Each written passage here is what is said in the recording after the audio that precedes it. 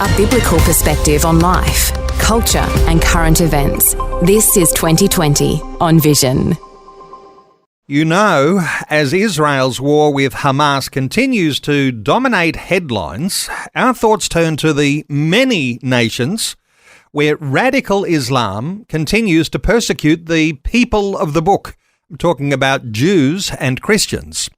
Well, 10 years ago, the self-proclaimed Islamic State, or ISIS, began marking Christian homes and churches with the Arabic letter N. It's pronounced noon, when its fighters overran parts of Iraq. The symbol N, or noon, stands for Nazarene, and it marked buildings as belonging to Christians and served as a threat to all believers in the area.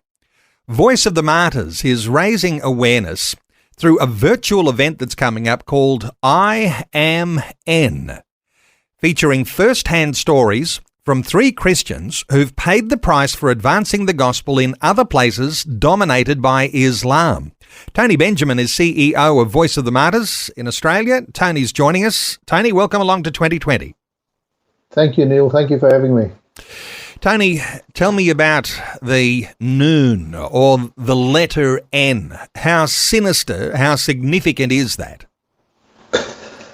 Look, it's quite significant. The letter N, although centuries old, has never really been used publicly until ISIS came through the Nineveh Valley and marked the homes, as you so rightly shared. So this has become synonymous with that period of time and those events in the Middle East. And, you know, we've created a shirt with that symbol on. And it's amazing how many Arabic-speaking and Middle Eastern people recognize that symbol. To us in the Western world, the symbol wasn't really used or known up until then. So wearing a T-shirt with the noon, or a letter N, an Arabic letter N, that's actually, while a symbol of, really, I'm going to get to this too, but a symbol of extermination, turned around to be a symbol that says, wait a minute, I am N, and it's not just me alone. There are a lot of people here who'll stand in solidarity against this sort of dreadful pursuit of people who are of the book. That's correct. It's almost become a symbol of pride, if I can call it that. We're proud to be Christians. We stand strong as Christians, and we're not going to be taken advantage of, or you can't eradicate us. And I think that is what it's become for us as Christians in the Western world, but also within the Arabic world. Is there some similarity or alignment, Tony? Because as you're describing the letter N, or this noon that we're talking about, a little bit aligned with marking Jewish homes in the Holocaust. That's where we might historically see this sort of thing happening. Is there a similarity here? Look, I would like to think there's a similarity. It hasn't been used, or this type of action hasn't been used widely before in that context outside of the Holocaust. It's a long bow to draw, but I do believe exterminating human life for their faith, I think there's definitely a similarity there. I know that some will be really challenged. It's quite confronting, isn't it, to think that a symbol might be painted onto your door and it marks you and your family for extermination. Some people might be thinking, surely that doesn't happen, but I guess the ISIS history shows that it is the case, that that's the sort of thing that happened. Yes, it is, Neil. And when you've had the opportunity, like I have, to connect and visit with refugees that have escaped that scenario, like, it really brings the horror home of how people were given no time whatsoever. If your home was marked, you were marked to be killed.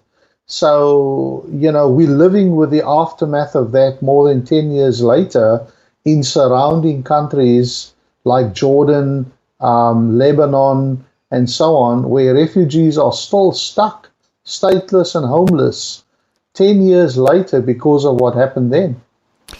Is it true, Tony? Just let me put this scenario, because obviously not everyone, even in the Muslim world, in the Islamic world, is going to have that sort of heartlessness that aims at extermination. But in your thoughts here around Islam and the thought of people who are subjugated under, because they are not believers, because they're not Muslims themselves, the thought that you either convert or you pay a tax or eventually be killed because you are aligned to Christian faith. How do you describe the way that that sort of works in the reality?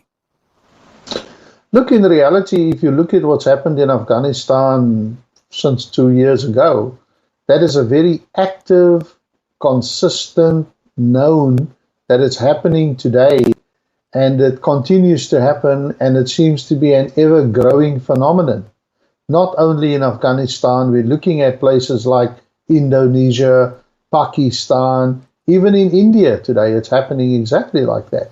So, that's the sad reality of Christians in persecuted countries or in restricted countries. This is becoming an ever consistent, present phenomena. Now, I've got to draw attention to an event you've got coming up, a virtual event. People will be able to dial in or enter on their computers, and they'll be able to participate in this event. Marking people for extermination, and you've got some stories that you're going to tell, and you've got first-hand storytellers, a lady named Heather Mercer. Give us a little insight here into her story.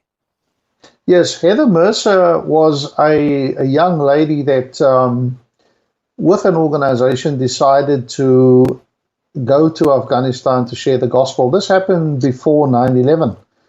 And when 9/11 happened, she was actually caught up in Afghanistan. And as you can imagine, the whole world went crazy when 9/11 happened. I can still remember where I was when that news broadcast came through. And Heather Mercer found herself caught up in that, was arrested by the Taliban, and she and some of her colleagues, the Taliban were using as leverage to make an example of them to the wider world. This all happened when the US decided to go into Afghanistan and retaliate against what was happening there and in Iraq also. So she was caught up in all of this. So she tells a story of God's provision, God's protection, and how God actually used her during that time. And as she describes it afterwards, and I don't want to give too much away of a story, but when they were actually, when they escaped and were rescued and were taken back to the US, as far as the US concerned, it was a little bit of a victory that they got away, that they were actually able to save somebody. The unique story about Heather Mercer is it doesn't end there. God has actually used her to go back into the Middle East and continue to share the gospel. That's what makes it such a remarkable story of God's providence and His protection over her. And the similar stories are with the other speakers that we have at this event that we're hosting.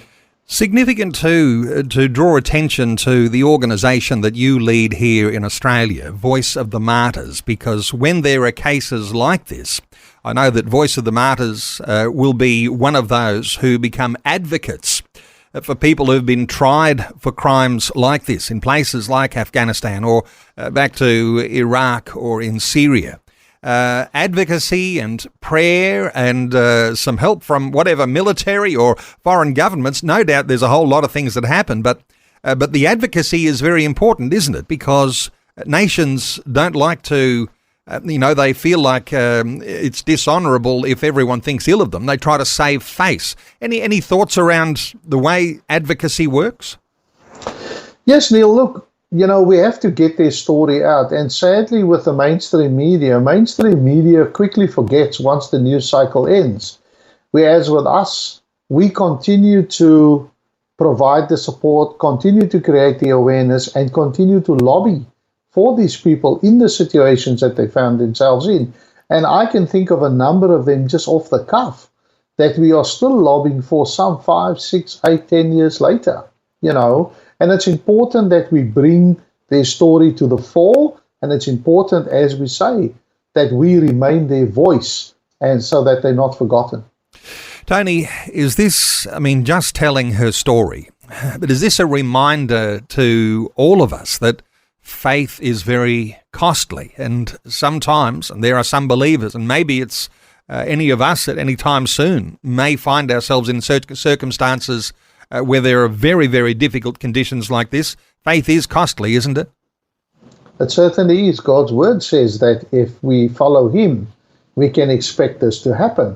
So, yes, there's a cost to be paid. It's not all roses, but the great reward is that our God promises us that he will protect us, he will take care of us, and he will continue to bless us through those trials that happen when we faithfully follow him, as these people are doing. Well, Heather Mercer's story, no doubt, will pique the imagination of some listeners.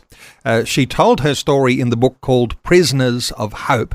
These days, she's back in the sort of mission role that she is used to and working in the Kurdish region in Iraq. Is that something that typically happens? Someone goes, tried for a capital crime, and they get released and then back into the mission field? Is that something that's fairly common?